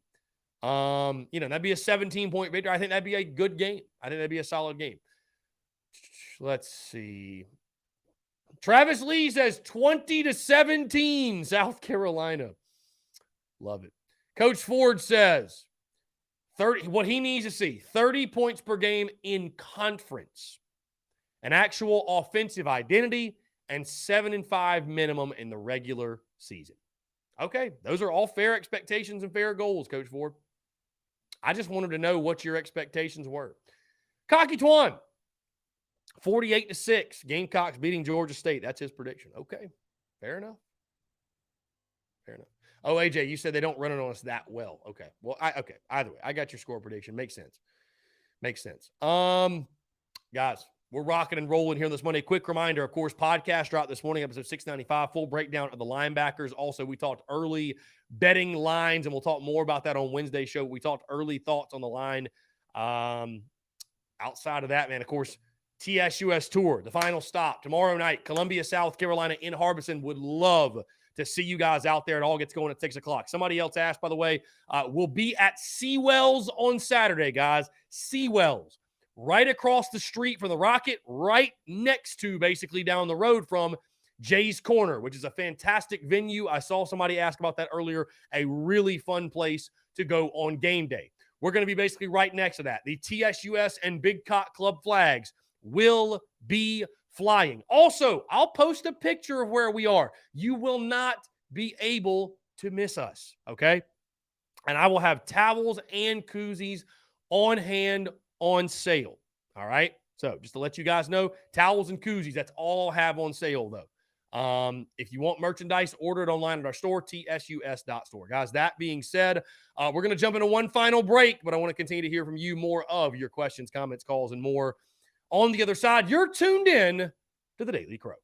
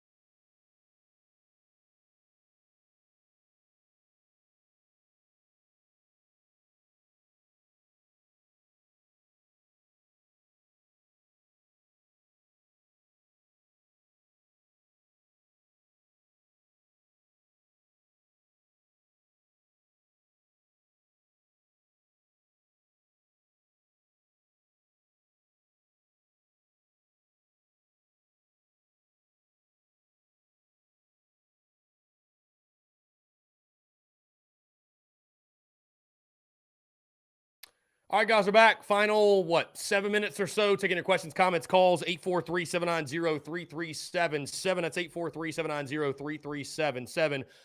Let's jump back into the questions. My guy, Thomas Walker, has your attendance prediction gone up since last week? And I said previously, listen, I don't expect a sellout. I thought it would be more than the game against EIU last year. Capacity for us is now 70, we'll just call it 78,000. I thought it'd be around high 60s. Thomas, I'd love to be wrong and it be a sellout. I'd love to, be pleasantly surprised and it be packed out. I still don't think it's a sellout. I think 70,000, I think is about the number you'll see. I just, it's, listen, I'm going, right? Like I can't imagine being a Gamecock and doing anything else. I understand still though, there's travel, there's cost, tickets. I think the school, though, is doing everything they can in regards to this deal, the 1801 deal, $18 for a ticket. So I don't know that I'd change my prediction a lot. Low 70s, I think it'll be a really good crowd, though. I think the atmosphere will be great and really, really looking forward to it. Let's see. AJ Bowers. Who scores the first touchdown of the season? I'll say either Marshawn Lloyd or Spencer Rattler. I said Rattler. I'll stick with Rattler. If it's not Rattler, I think it'll be Jaheim Bell. First touchdown of the season. Yeah, Jaheim Bell. Guys, again, quick reminder. Yeah. Oh, Michael Sullivan. Yes. Thank you, sir. Thank you for reminding me. I'm actually getting this up. I'm getting this up after this is over, after we finish up here on the Daily Crow. But yes, tonight it's happening. The season simulation series will conclude. We got one more left, right? Our bowl game. We are taking on the Maryland Terrapins in the Music City Bowl. And of course, we're not playing Maryland for any specific reason, right? No big deal. Yeah, we'll do Maryland tonight, 7:00, guys, the normal time. We will take on the Maryland Terrapins. Going to be a lot of fun. Cannot wait. One final time, we will do the season simulation series, and then we'll put that in the archives for 2022. So really excited, guys. 7:00. You can watch it live on YouTube. Really, really looking forward to it. Zachary Owens, who's your top recruiter on staff right now? Lucas Atkins, White, Beamer, Stepp, other. Dude, they're all doing a great job. I think it's unfair, Zachary, excuse me. I think it's unfair to pick just one. They're all doing an incredible job. They're all recruiting at an elite level. Yeah, I think it's unfair to pick just one guy. Everybody's doing their job at an extremely high level on the recruiting trail for sure.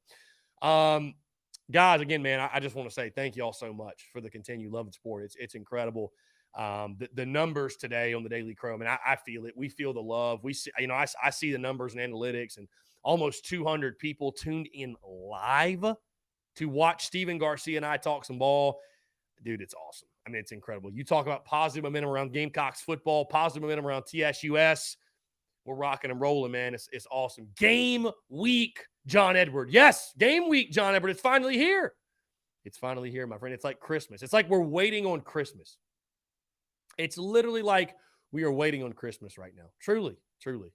I felt like we had a couple of our guy, TDC Questions channel in the Big Cock Club Discord. Our guy, Greg Bedinger, said, I don't know about covering the spread. I just want to win, and he thinks we will. 38-24. 38-24. 12 Chris Smith said, Gamecocks Go Pass, really affordable, $20 for all sporting events, even football included. SEC games are available, $15 extra. Okay, did not know that. Gamecocks Go Pass. If you want tickets, guys, go get the Gamecocks Go Pass. There are options for you to get in the stadium. So really exciting stuff. Guys, again, thank y'all so much. Again, we talked linebackers on today's show. Very important position group.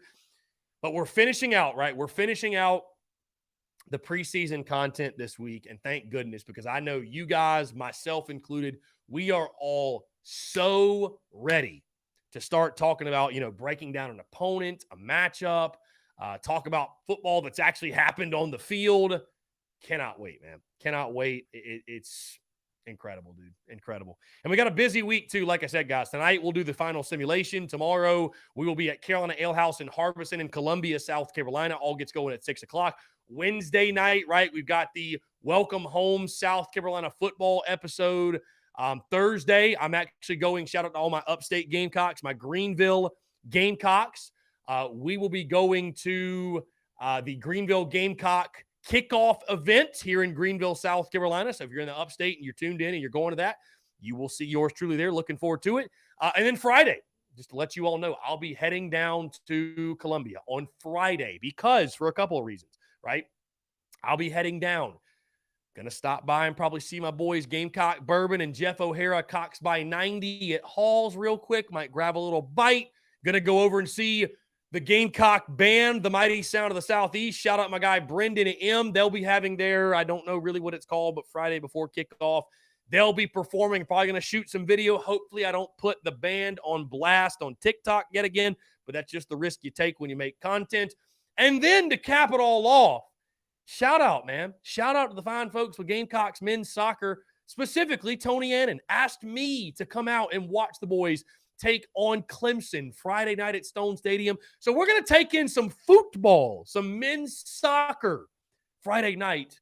What an appetizer. What a great start to the weekend leading up to kickoff Saturday against Georgia State. And then, of course, guys, we got our TSUS tailgate on Saturday. Sewell spots 92 to 96. We'll be out there by noon. Hey, you want to start early? We're starting early. Let's do it. Guys, thank you all so much. Appreciate you all tuning in. We have hit 2 o'clock. Again, check out the podcast if you have not. Daily Crow rocking all week. Stay tuned to all the content. Content bleeding out the eyeballs. Folks, let's have us a fantastic week. I'm out of here. Appreciate you all tuning in. Have a great rest of your Monday, and we will talk to you all tomorrow.